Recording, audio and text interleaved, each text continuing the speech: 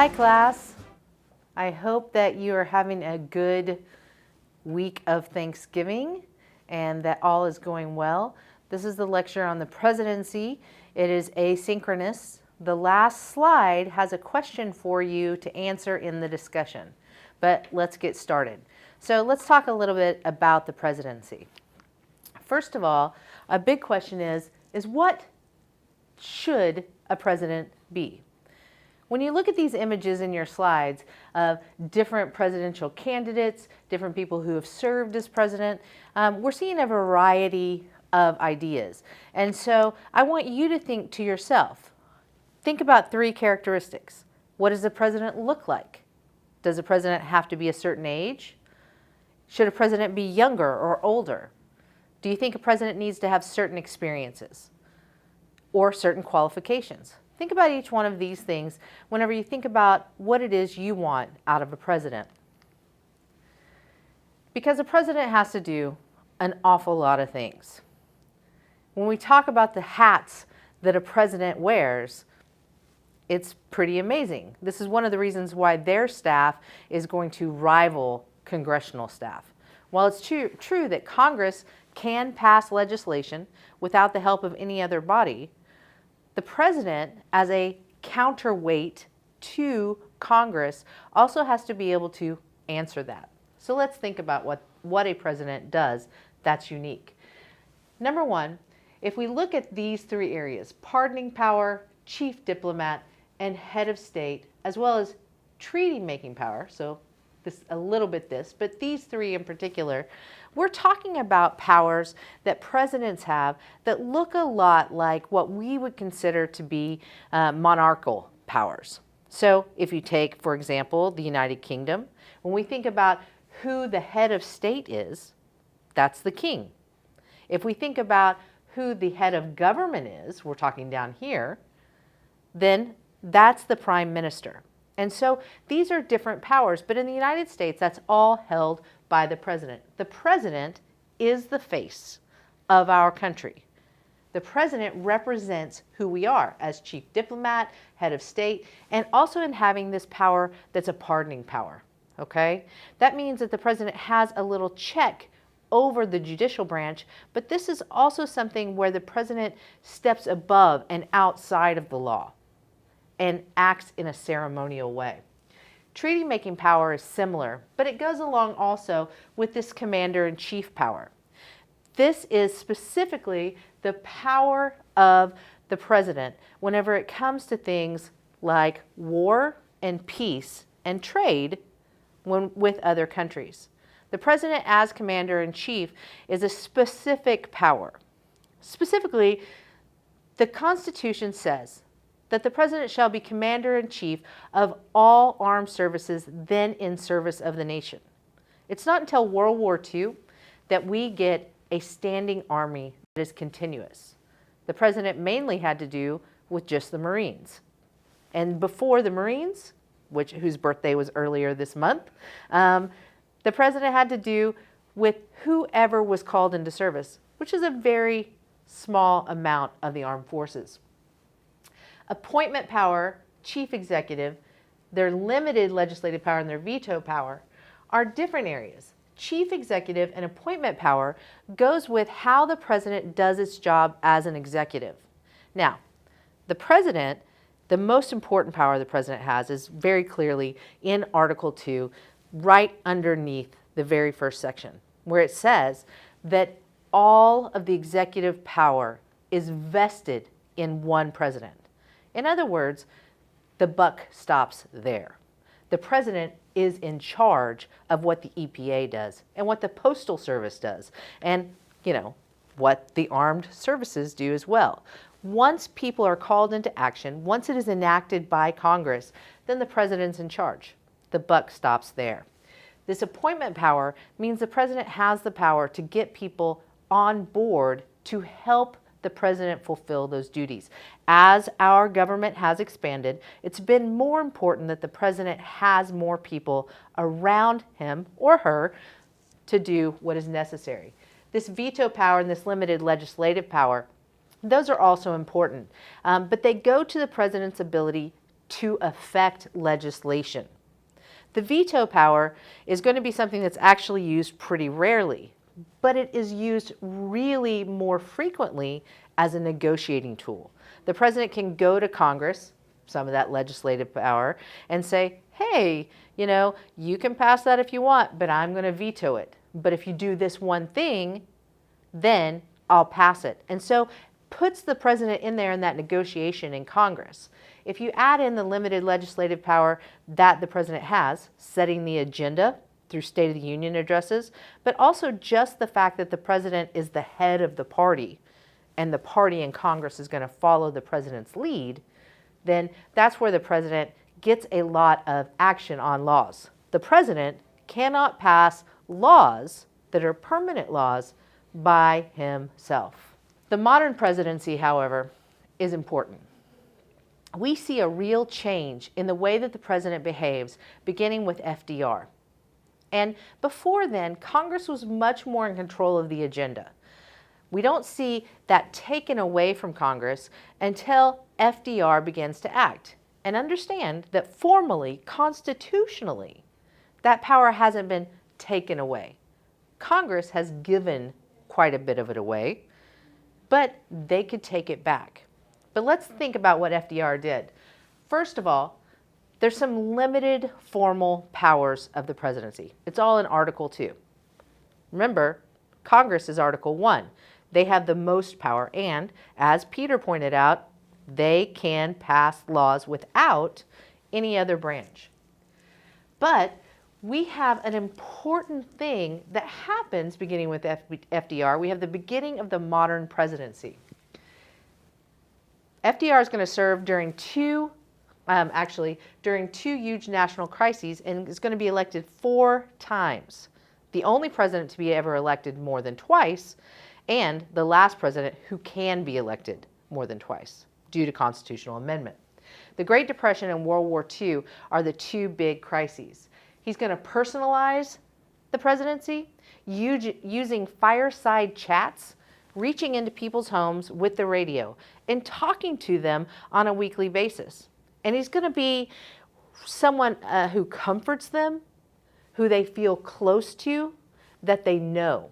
He's going to come into their homes and he's going to say things like, America, there's a lot of difficult days ahead, and we've had difficult days behind us. But here's what we're doing to make it better. And people feel reassured. He's going to personalize the presidency. He's going to get close to people. He's going to accomplish his goals, and once he accomplishes his goals, he's going to set new ones. He is the president that every president wants to be. Now, the key to FDR's success are not those formal powers that are listed in Article 2. Instead, the key is the informal powers. Whenever I ask an essay question over the presidency, I ask about informal powers because they're what make the difference. The first one is this: the power to persuade. The president has the power to persuade. And if the president is successful at this, the president will be successful in his presidency. It matters about the personality of the person holding the office. And so you have LBJ, who uses his larger-than-life size and his acumen with the legislative process to make real difference. Or you have someone like Bill Clinton, who instead, he's going to use this negotiation tactics that are much more persuasive in arguing. Ronald Reagan is going to use his ability to speak and to inspire, to work really well with Congress. And at the same time, it's going to make a difference about what their personality is. If they are more aggressive and abrasive, it's going to be harder for them to get things done. If they're better able to work with people, they're going to get more done. The goals of the office holder are also going to make a difference. If it works with what Congress wants, then you can move people along that way. If it is anathema to what Congress wants, you're not going to get anywhere. And then the timing of events. George W. Bush is a perfect example of this. George W. Bush goes into office with a minority of the popular vote. He was underwater from the beginning. He has a Congress that is divided, but he's got some support there. But he doesn't have a lot of charisma. He doesn't have a lot of experience with legislation. And so it's harder for him to get things done with Congress. But 9/11 happens. When this happens, it changes his presidency. He's able to get much more done in the next 2 years that he wanted to get done, not necessarily only in the area of foreign policy, but also domestic policy, because of that massive event. The informal power number 2 is the presidential establishment. FDR is going to create it, and it makes a massive difference. Remember, I told you earlier that the president's staff, the president's stronger, or people who are closer to him, is going to match congressional staff. Think about that. There are 535 members of Congress. The president's staff is going to be equal in number, if not greater.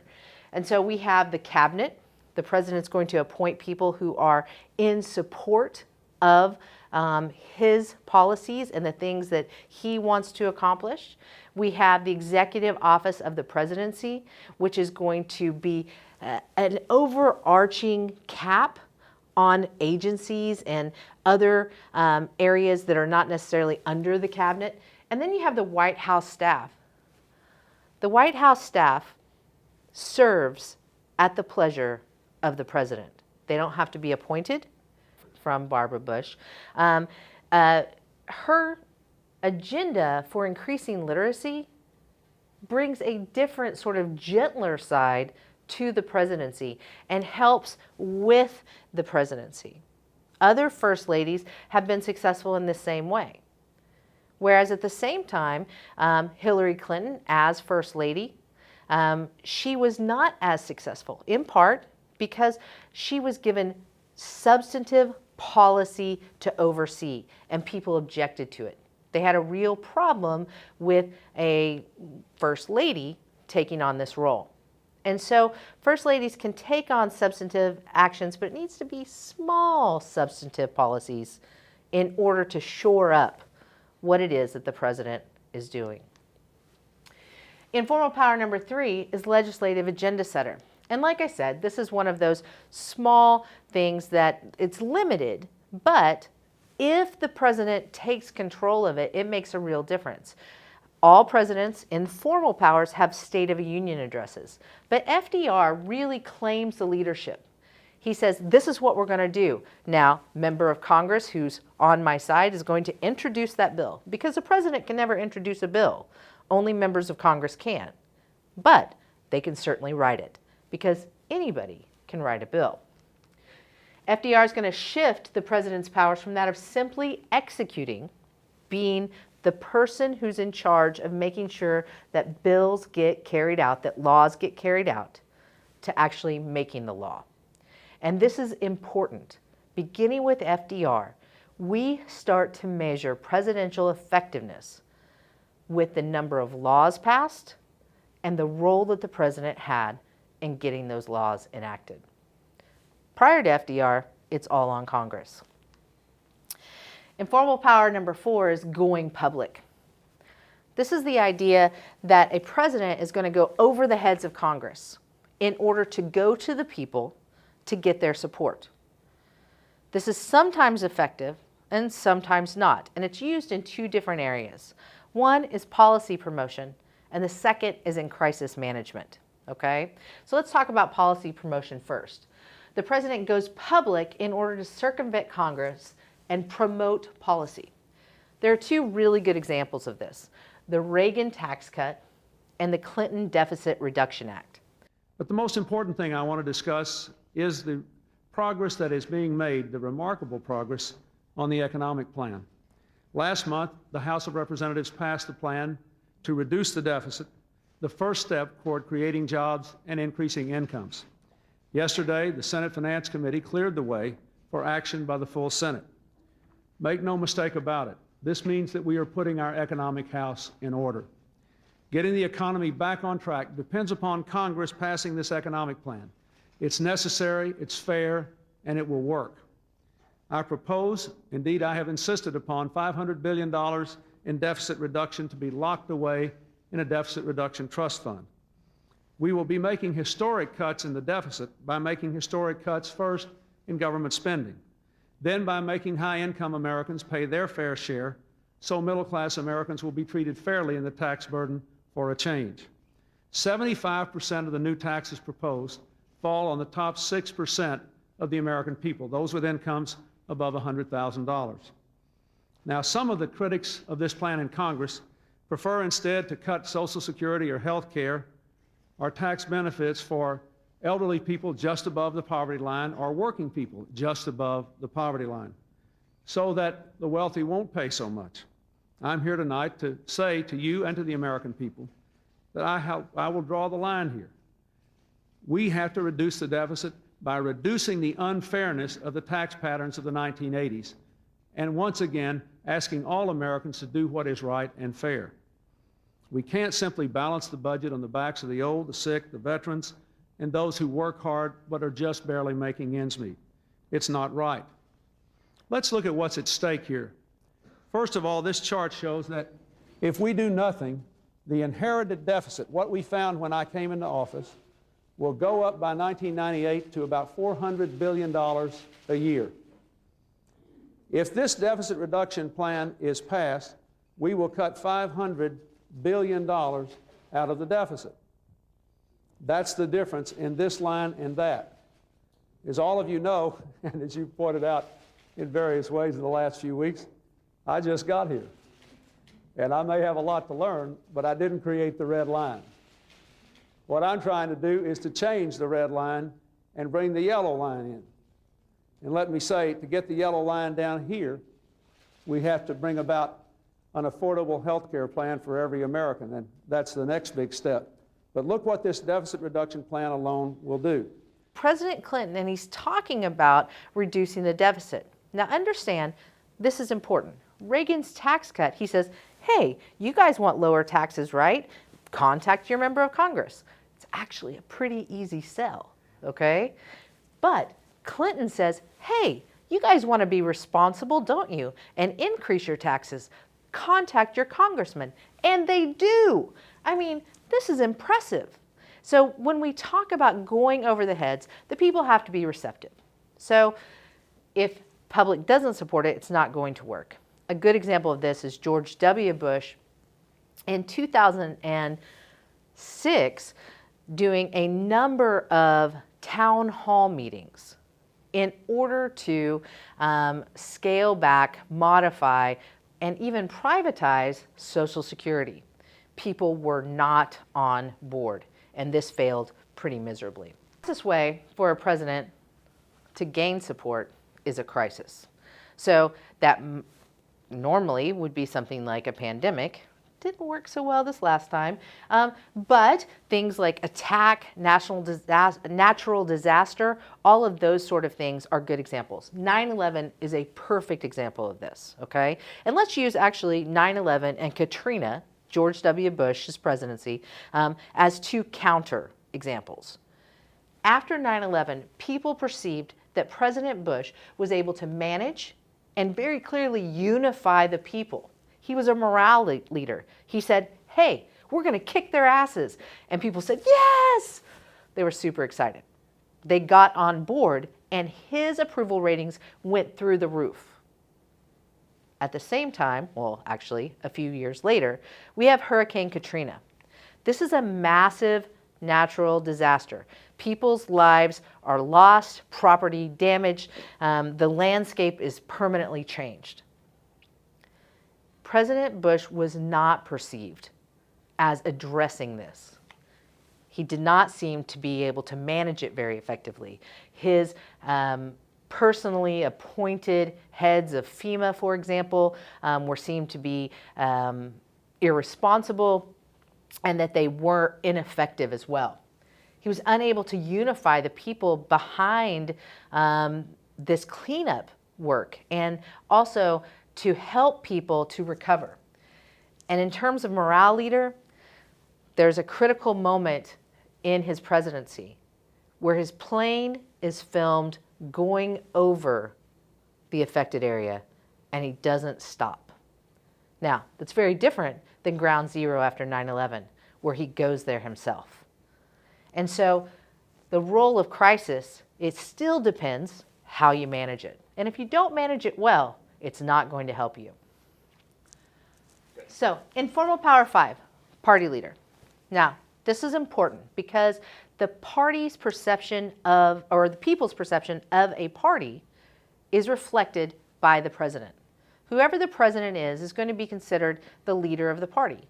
So if people like Joe Biden, they like the Democrats. If people don't like Joe Biden, they don't like the Democrats. You say, wait a second, I'm a Democrat. I don't like Joe Biden. I think he's too old. Or, he's too conservative. Or he's too progressive. Whatever. It doesn't matter. What matters here is this is a power that is a perception throughout not only the public, but also Congress. It's much easier to persuade members of Congress that are in your own party to follow your agenda than it is to persuade members of the opposite party. Bill Clinton is probably the exception here. He worked terrifically well with Republicans, but that might go back to those regimes that Peter was talking about. If we look here at presidential job approval ratings, now this only goes through Trump, and if we look at the entire term in terms of average approval ratings, Kennedy, the highest at 70%. Okay, he's in there for 3 years. He's assassinated. He's very popular. He's likely going to be reelected in 1964. Eisenhower, incredibly popular, 65%. George H.W. Bush, who does not win re-election in 1992, had an average high approval rating because his approval rating went through the roof during the Gulf War. But the economic crisis at the end of his term really cost him the election. Bill Clinton, 55%, LBJ, 55%, Reagan, 52%, and then George W. Bush, this is where we're dropping below the 50% line.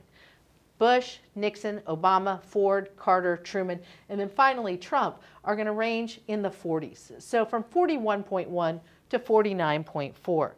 These approval ratings speak a lot about the way that we perceive and, more importantly, how effective a president can be in getting their agenda passed. The less popular a president is, the more problems they have with getting their legislative agenda. If we look at how Biden compares with past presidents, and this is just, again, like I said, we can't look very far because this is from 83 days actually. And so we'll say, slightly above Donald Trump, below Barack Obama, about the same as George W. Bush, about the same as Bill Clinton, a little under H.W., pretty close to Ronald Reagan, under Jimmy Carter, both under and above Gerald Ford. There's a steep drop off, and then below Richard Nixon. Those first days really matter, and let me tell you why. People are going to set in their mind that this is what a president is doing in the very first 100 days. So let's look at that. This is what I'm talking about in terms of power. If a president has high prestige and high public opinion, like FDR, that president's going to be able to accomplish everything that they want to do. There's no question that FDR's legislative agenda was exactly what he wanted it to be. At the same time, if you have low prestige but high public opinion, you can also get a lot done. Congress may buck you a little bit more, but that high public opinion is really going to help you out. You're going to get about 80%, depending on your personality, done with what you want with Congress. The same thing if you have low public opinion but high prestige. LBJ. He's going to have high prestige because he is very well respected in Congress. President Trump is going to fall under this category, going to be an outsider, have low public opinion.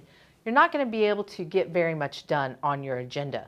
And so when you look at issues of accomplishing, then you're going to expect much more accomplishments here than you are here.